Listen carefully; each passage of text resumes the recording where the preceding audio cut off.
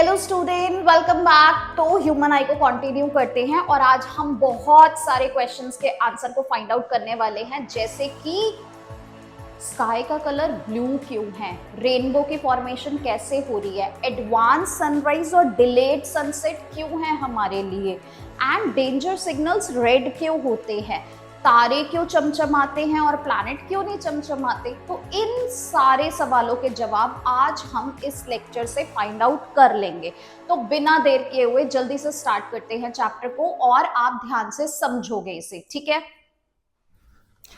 तो सबसे पहले हम रिफ्रैक्शन को देखते हैं। रिफ्रैक्शन का मतलब होता है light travel from one medium to another medium and it bends towards the normal accordingly. देखो अब तो रिफ्रैक्शन को मैं क्या बोल रही हूं, जब आपकी लाइट सपोज टू बी ये एयर है, एयर में लाइट आपकी क्या कर रही है, ट्रैवल कर रही है आराम से, ठीक है। और सपोज टू बी ये हमारा क्या आ गया है, सी आ गया है, यानी कि ये वाटर है बहुत सारा, ठीक है। तो अब जो है यहाँ पे अगर मैं इसका नॉर्मल फॉर्म कर लेती हूं तो जो मेरी लाइट है इसको बेसिकली ऐसे ही जाना चाहिए, राइट ये आप लाइट में पढ़ चुके हो। तो इसको स्ट्रेट ही जाना चाहिए, बट ये ऐसे नहीं जाती, ये क्या करेगी, ये बेंड करेगी टुवर्ड्स द नॉर्मल। तो ये इस तरीके से क्या हुई, बेंड हुई, ठीक है। इसके हिसाब से नॉर्मल ये फॉर्म हुआ। अब ये यहां से वापस क्या हो जाएगी, इस तरीके से रिफ्रैक्ट कर जाएगी। तो बेसिकली देखो क्या होता है, जब हमारी लाइट रेयरर मीडियम से रेयरर टू डेंसर ट्रैवल करती है, ये देखो ये रेयरर मीडियम है, इसके पार्टिकल्स बहुत दूर दूर हैं, ठीक है। तो लाइट के पास इनफ स्पेस है और उसकी स्पीड ऑफ लाइट भी क्या है, ज्यादा है।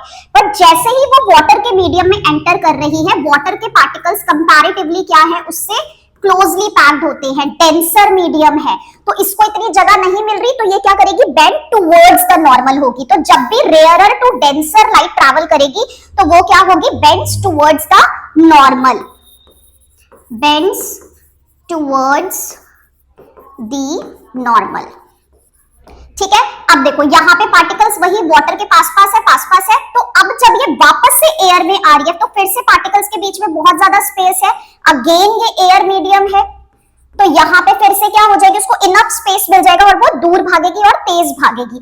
तो जब हम डेंसर टू रेयरर वापस आएंगे तो वो क्या होगी, बेंड्स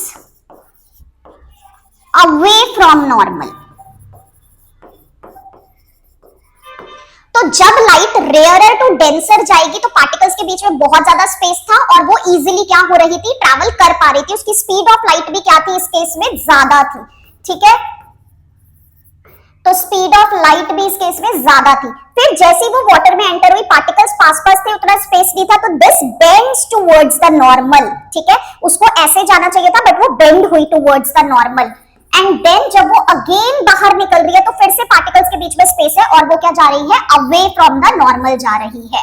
तो ये हमारा एक फिनोमेना होता है और इसके अकॉर्डिंग आपका स्पीड ऑफ लाइट चेंज होती है जब भी कोई लाइट ट्रैवल करती है एक मीडियम से दूसरे, यानी कि रिफ्रैक्शन के केस में।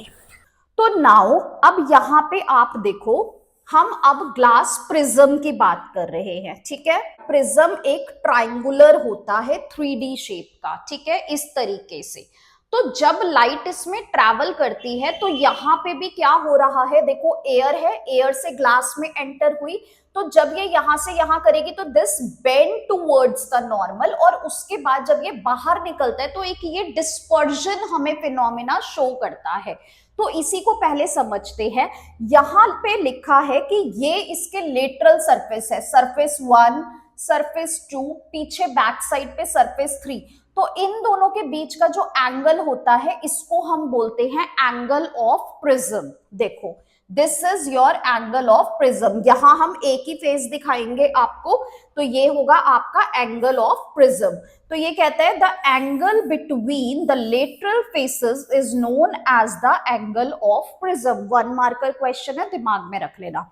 अब यहाँ पे देखो कि क्या होता है, जब आपकी ये इंसिडेंट रे यहां से ट्रैवल कर रही थी, ये देखो ये इसका हमने नॉर्मल बनाया, तो इसको इसी तरीके से जाना चाहिए था, बट नहीं, ये क्या हुई, बेंड टुवर्ड्स द नॉर्मल हुई इस तरफ। और ये इस तरीके से गई और फिर से अगेन ये इमर्जेंट होके यहां से बाहर निकल जाएगी, ठीक है। अब अगर मैं इमर्जेंट रे को पीछे की तरफ एक्सटेंड करती हूं इस तरीके से और इधर इंसिडेंट रे को एक्सटेंड करती हूं इस तरीके से, तो ये जो इन दोनों के बीच का एंगल होता है इसको बोलते हैं एंगल ऑफ डेविएशन। इसको क्या बोलते हैं? Angle of deviation. Incident ray और इमर्जेंट रे के क्रॉस सेक्शन पे जो एंगल फॉर्म होगा, this is your angle of deviation. मतलब इसको ऐसे निकल जाना चाहिए था, बट ये इतना क्या हुई? डेविएट हुई इस तरफ, तो ये हो जाता है आपका एंगल ऑफ डेविएशन।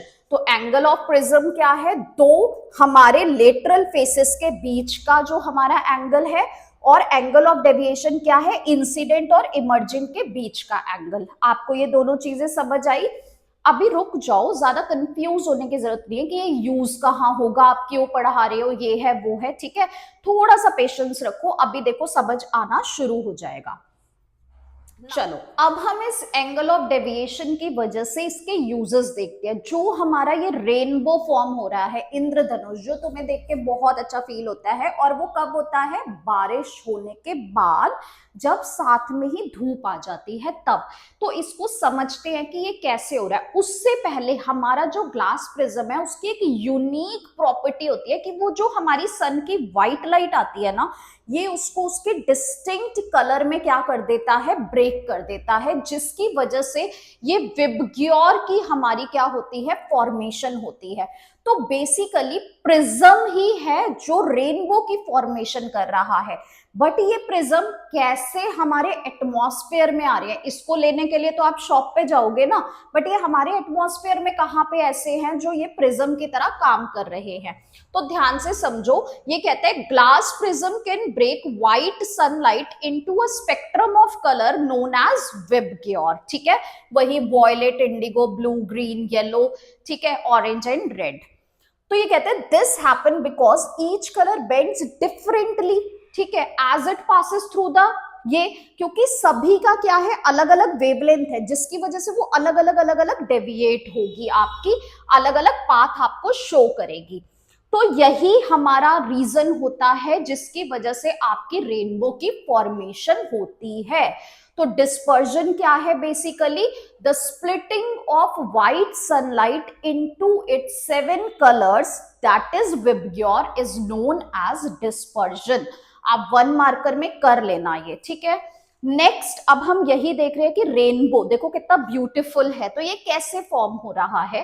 तो ये कहता है rainbow in the sky are optical phenomena, हमें दिख रहा है, created by the dispersion and reflection of sunlight in the earth atmosphere. This occur when sunlight enters water droplet. Basically देखो अभी इसको हम थोड़ा सा समझते हैं। जब आपकी बारिश हो जाती है तो आपके जो वाटर के ड्रॉपलेट्स है वो सस्पेंडेड रहते हैं एटमॉस्फेयर में, ठीक है। और जब इस पे व्हाइट लाइट पड़ती है तो ये क्या करते हैं? एक्ट करते हैं एज अ प्रिज्म की तरह। तो वाटर ड्रॉपलेट्स एक्ट कर रहे हैं प्रिज्म की तरह। तो जैसे इसमें ये रे ऑफ लाइट जाएगी, ये इसको क्या कर देगा? 7 कलर्स में इस तरह से स्प्लिट करता है। तो इसके लिए एक कंडीशन है कि सन और वाटर ड्रॉपलेट्स एकदम ओपोजिट डायरेक्शन में होने चाहिए, क्योंकि तभी तो लाइट इस पे पड़ेगी और तभी ये इसको क्या करेंगे? डिस्पर्स करेंगे। तो ये कह रहा है यहाँ पे this occur when sunlight enter water droplets in the air, bending और refracting the light as it passes through and then reflecting it internally within the droplet. तो यहाँ पे बेसिकली आपका क्या हो रहा है? सबसे पहले हमारी जब लाइट एंटर हो रही है, देखो इसमें लाइट एंटर हुई तो सबसे पहले तो आपका क्या हो गया? रिफ्रैक्शन हो गया यहाँ पे, ठीक है। दिस इज योर रिफ्रैक्शन, तभी ये यहाँ पे अलग अलग बेंडिंग हो रही है। अब ये इंटरनली क्या करेगा? बार बार इसको रिफ्लेक्ट कराएगा। तो अंदर होता है मेरा टोटल इंटरनल रिफ्लेक्शन। तो सबसे पहले हुआ रिफ्रैक्शन, फिर आपका होगा total internal reflection. This is your total internal reflection.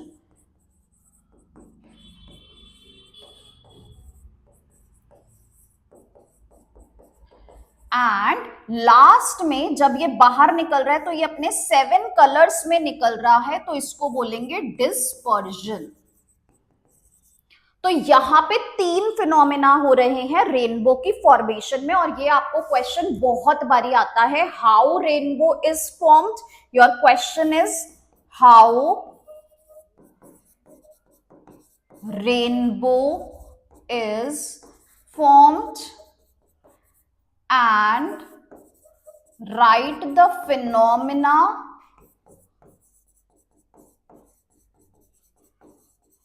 occurred। जब ये होता है तो कौन कौन से फिनोमेनाज होते हैं और रेनबो की फॉर्मेशन कैसे होती है, बहुत ध्यान से करना, ये फेवरेट क्वेश्चन है। तो आगे देखो, ये कहता है जब भी हम इसके अंदर आते हैं,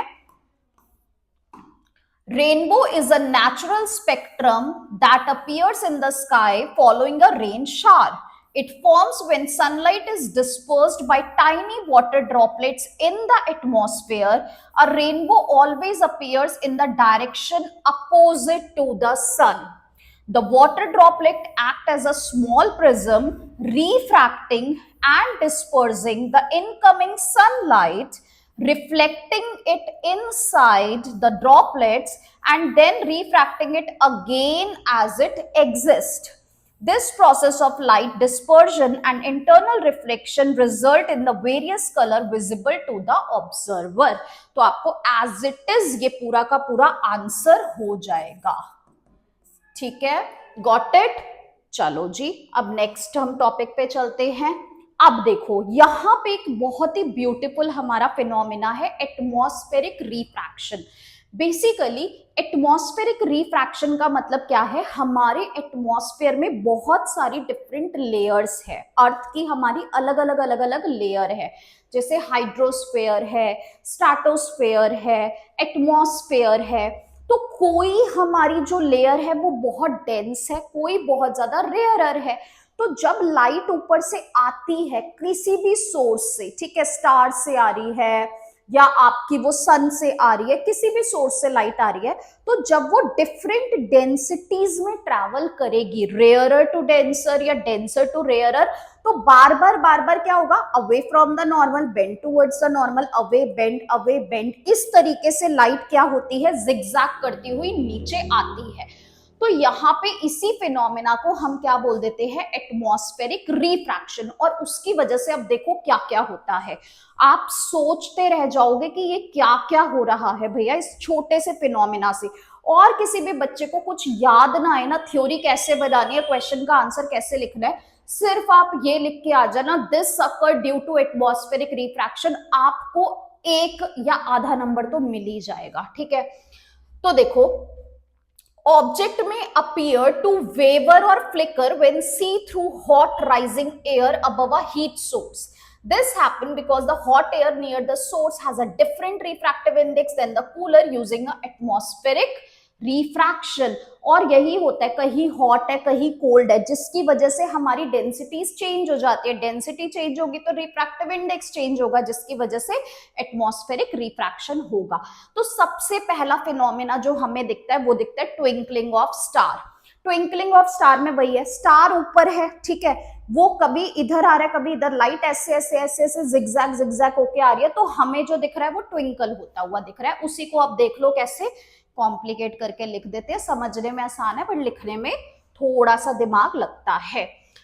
स्टार्स अपीयर टू ट्विंकल, है ना, stars appear to twinkle due to atmospheric refraction of starlight. As starlight enters the Earth's atmosphere, it continuously refracts, making the star seem slightly higher than its actual position. एक और इसने question साथ ही cover कर दिया, ठीक है। तो देखो बेसिकली आंसर तो कुछ और दे रहा था, अब दे कुछ और दिया इसने, इसको समझ लेते हैं। ये कहता है जो आप स्टार को देख रहे हो ना वो उस जगह पे है ही नहीं, ठीक है। अब ये कैसे हो रहा है, देखो आप जो है आपका स्टार ये वाला है, ठीक है, आपको स्टार यहां नजर आ रहा है इसमें। अब क्या हो रहा है, ये जब एंटर हो रही है इसकी लाइट तो ये कभी अवे फ्रॉम द नॉर्मल जा रही है, कभी ये बेंड टूवर्ड्स द नॉर्मल हो रही है, कभी ये अवे फ्रॉम द नॉर्मल जा रही है, कभी बेंड टूवर्ड्स द नॉर्मल हो रही है, फिर और बेंड हो गई, ठीक है। तो इस तरीके से ये एंटर कर रही है। तो सपोज टू बी कि हमारे व्यूअर की आईज जो है वो यहाँ पे है, वो इसको यहाँ देख रहा है। तो अगर ये इसको देखेगा तो बेसिकली आपको ये कहां पे नजर आ रहा है,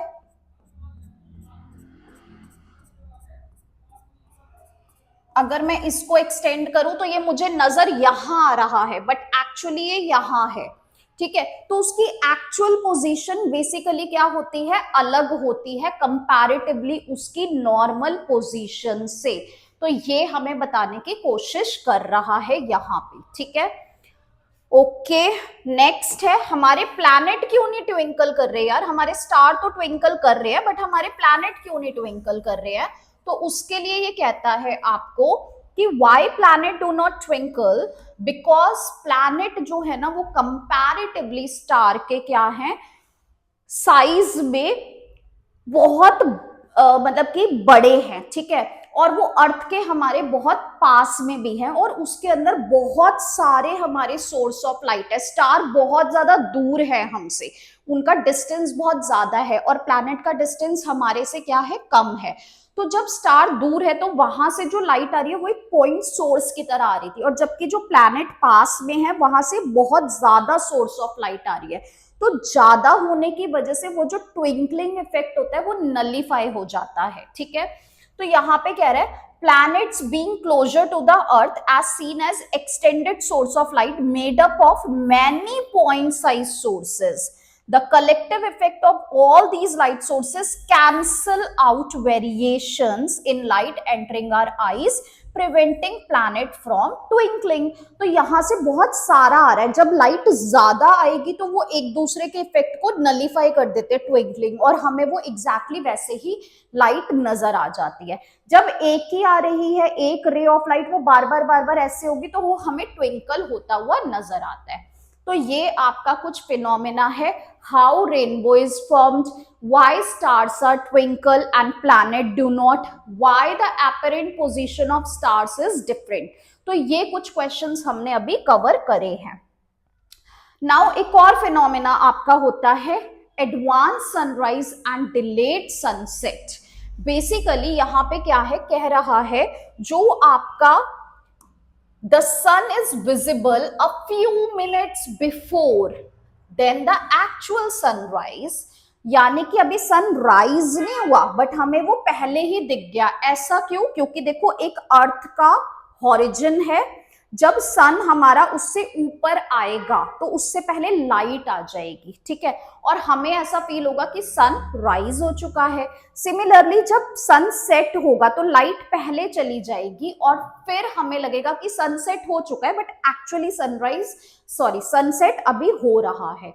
तो देखो ये कहता है and remain visible for a few minutes after the actual sunset due to atmospheric refraction. This effect occurs because the atmosphere bends sunlight, causing the sun appear slightly above the horizon before sunrise, and after sunset वही same चीज apparent position हो जाएगी ना उसकी, तो हमें तो वही दिख रही है, तो हमें लगा पहले ही आ चुका है, और सेम जाने के टाइम पे हुआ, हमें लगा वो पहले ही जा चुका है, बट एपरेंट पोजीशन को हम देखते हुए फील कर रहे हैं कि अभी वो है।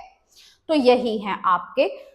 तो the apparent flattening of the sun disc at this time also result from a atmospheric refraction, ठीक है। तो हमें कुछ ऐसा नजर आ रहा है बट एक्चुअली वो जा चुका है। अब कुछ स्कैटरिंग ऑफ लाइट्स है, मतलब कि लाइट स्कैटर होती है हमारी, ठीक है। अब देखो स्कैटरिंग ऑफ लाइट में हम पहले एक चीज समझ लेते हैं,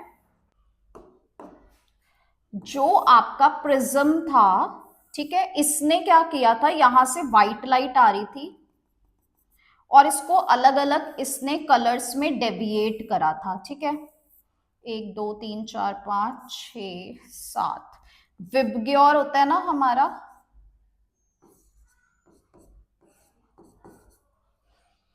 इसमें जो सबसे कम स्कैटर लाइट होगी वो होगी रेड, स्कैटर्स लीस्ट। क्योंकि इसकी जो वेवलेंथ है वो सबसे ज्यादा हाई है, ठीक है। और यहां पे जो मेरा वॉयलेट है वो स्कैटर होगा सबसे ज्यादा, स्कैटर्स मोस्ट, ठीक है, क्योंकि इसकी जो वेवलेंथ है वो है सबसे कम। तो जिसकी वेवलेंथ सबसे ज्यादा होगी वो चीज सबसे कम स्कैटर करेगी, क्योंकि यहां पे देखो इसकी वेवलेंथ सबसे कम है तो ये ज्यादा डेविएट ही नहीं हो रही है, ज्यादा फैल ही नहीं रही है। जिसकी कम होगी वो सबसे ज्यादा स्कैटर करेगी।